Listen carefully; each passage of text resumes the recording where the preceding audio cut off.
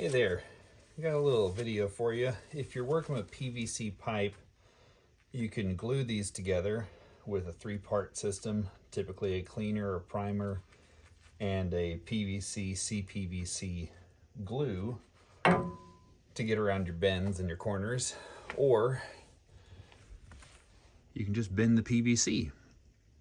This works on as far as I know, all PVC. I don't know how it would work with cell wall PVC, but the solid PVC pipes, this seems to work across the board. It works best on small pipes. It's a little more difficult on large pipes, but I've used it when you need to get a very large sweep into a pipe. If you're going to be using it as a sleeve and you're running heavy cable through it, sometimes it's more beneficial to have a solid pipe without fittings and just put a very large sweep in it.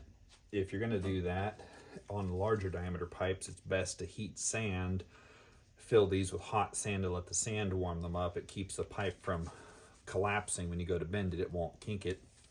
But with smaller pipes, I found that you don't need to put anything inside of it to keep it from collapsing. Just don't overheat it. So I'm going to use a heat gun. You can use a torch for this. I prefer to use a heat gun, a little more controlled heat on it. But just heat the area that you're going to bend. I'm going to bend the end out here. You can also use this method to flare the ends if you're trying to slip one pipe over another. You can put a flared end on this and slide it over another pipe. You can also use it to reduce the end of a pipe if you're trying to get inside of a different size pipe. You want to get it nice and hot. You're going to have to burn your leg off in the process. I'm not sure where the camera's actually looking. I hope I'm still in the screen.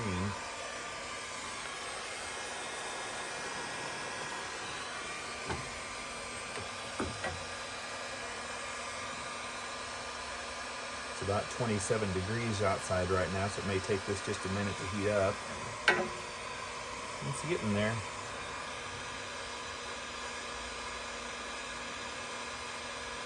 If you're using a torch, that tends to put too much heat into a small area and burn your pipe. It'll still work, it just doesn't leave a very pretty finished product. But if you don't have electricity where you are, a torch is better than nothing.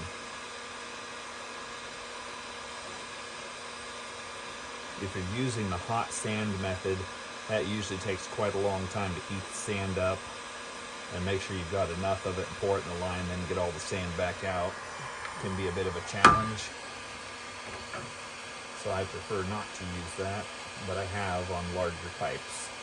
If you're trying to bend a larger pipe and you don't have anything inside of it, you're probably going to kink and collapse the pipe and ruin it. Hot water is not going to be hot enough to use as a substitute for sand. I haven't found anything that works better.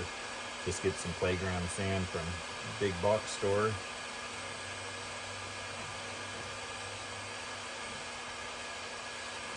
Heat it on the stove.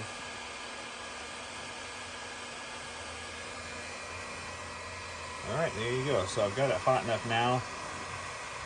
I might turn that off before it totally torches my hand. It's hot enough, and it's hot to the touch for sure. But here in a minute, you'll see that's going to take a pretty good bend. Got a little bit of a kink in it. So there you go. That's just a little.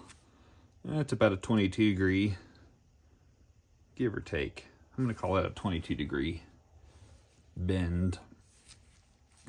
I'm using this on a camper conversion.